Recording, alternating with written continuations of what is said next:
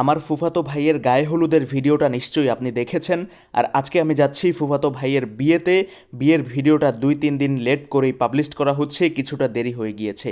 আর আমি যাচ্ছিলাম ফুফাতো ভাইয়ের বাড়িতে। মূলত আমরা 3 জন একই মোটর সাইকেলে করে যাচ্ছিলাম। আমার চাচাতো ভাই, মেজো চাচা, আমরা একসঙ্গে মোটর সাইকেলে করে ফরিদগঞ্জ উপজেলায় সেই ফুফাতো ভাইয়ের বাড়িতে যাচ্ছিলাম। আর বাড়ির সামনে চলে আসার পর গেট সাজানো, সেটা নিশ্চয়ই এর আগের ভিডিওতে দেখিয়েছিলাম। আর গাড়িটাও খুব সুন্দর করে সাজানো হয়ে গিয়েছে, নিশ্চয়ই দেখছেন। গাড়ির ভিডিওটাই এখন আমি করছিলাম। খুব সুন্দর করে ফুল দিয়ে, নানান রকমের ফুল দিয়ে আর কি গাড়িটা সাজানো হয়েছিল, যেটা দেখতে আসলে খুব সুন্দর এবং চমৎকার লাগছিল বলা চলে। তাই ঘুরে ঘুরে আমি গাড়িটারই ভিডিও নিচ্ছিলাম। খুব সুন্দর করে গাড়িটা সাজানো হয়েছে, সেটা দেখার পর দেখলাম যে একে একে সবাই রেডি হয়ে তৈরি হয়েই আর কি যাওয়ার জন্য প্রস্তুতি নিচ্ছিল। আর এই হচ্ছে রাকিব ভাই, ফুফাতো ভাই, যার বিয়ের অনুষ্ঠানেই মূলত আজকে আমরা এসেছি। পুরো ফ্যামিলি আমরা যাব, তো সবাই আসলে তৈরি হয়ে নিয়ে এরপর এই ভিডিওটা যে দেখছেন, আমি মোটর সাইকেলের পিছনে উল্টা হয়ে বসে আছি এবং গাড়ির ক্লিপগুলো নিচ্ছিলাম। এভাবেই আর কি বিয়েবাড়ি পর্যন্ত যাওয়ার ক্লিপগুলো আমাকে একেবারে মোটর সাইকেলে উল্টা হয়ে বসে থেকেই নিতে হয়েছিল। এই যে দেখতেই পাচ্ছেন, উল্টা হয়ে বসে থাকার সময় মূলত আমি এই ভিডিওটা, নিজের ভিডিওটা করেছিলাম। আর আলগি বাজার এরিয়াটা পার করার পর এই সিনারিওটা বা এই ক্লিপটা আমি নিয়েছিলাম।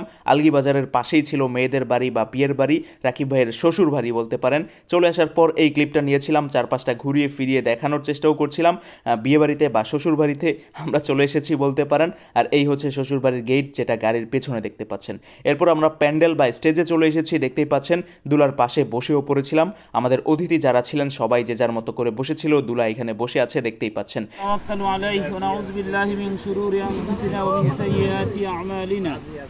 আমি নিজে উক্ত প্রস্তাব উক্ত মোহর সহ কবুল করিলাম, কবুল করিলাম। আলহামদুলিল্লাহ। শুভ বিবাহ সম্পন্ন হওয়ার পর রাকিব ভাই এখানে স্বাক্ষর করছিলেন।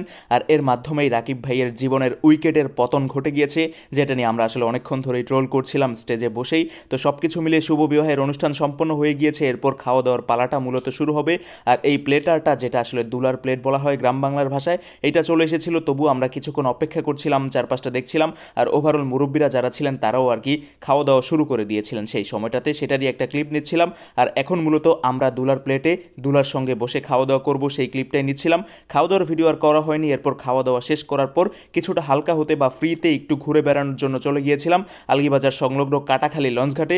তো এইখানে কিছুটা সময় কাটিয়ে এরপর আবারও আমরা বিয়েবাড়িতে চলে গিয়েছিলাম। কাটাখালী লঞ্চঘাট এরিয়াটা পার করার পর বিয়েবাড়িতে এসে তারপর কনেকে নিয়ে আমরা আবারও আমার কাজিনের বাড়ির দিকে আমরা চলে যাচ্ছিলাম। ওই যে সামনের গাড়িটাতেই বর কনে ছিল।